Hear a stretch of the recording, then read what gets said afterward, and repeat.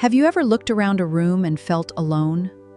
Even when people were nearby? There was a young woman named Sarah who had spent years praying for her life to change. She prayed for peace. She prayed for direction. She prayed for God to answer.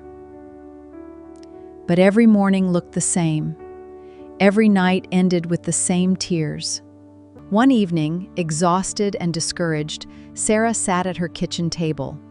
Across from her was an empty chair. She stared at it and whispered, "God, if you're really here, why does this chair always feel empty?" She expected silence.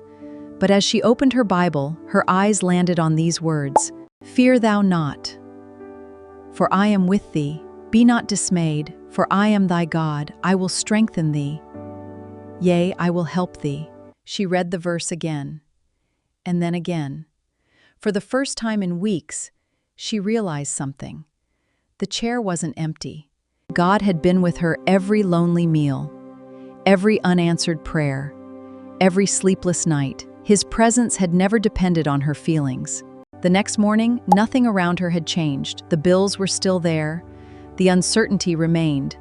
But her heart, she began thanking God before seeing the miracle. She worshiped before receiving the answer. She smiled before life made sense. Days turned into weeks, and little by little, doors began to open. Opportunities she never expected appeared. Peace filled the spaces that anxiety once occupied, not because life became perfect, but because she finally understood that God had been walking beside her the whole time.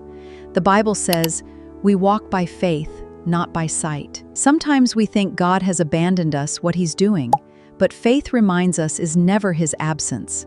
If you're listening today and your life feels like that empty chair, remember this promise: I will never leave thee nor forsake thee. Hebrews 13:5. God is closer than you think.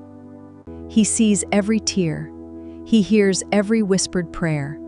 And even when the room feels empty, He is still there. So don't stop praying.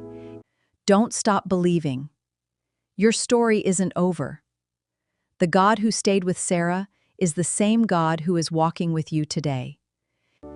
And sometimes, the greatest miracle isn't that your circumstances change. It's that God changes your heart while you're waiting. Until next time, remember this: keep your faith anchored in God's promises, because His timing is always perfect, and His love never fails. God bless you.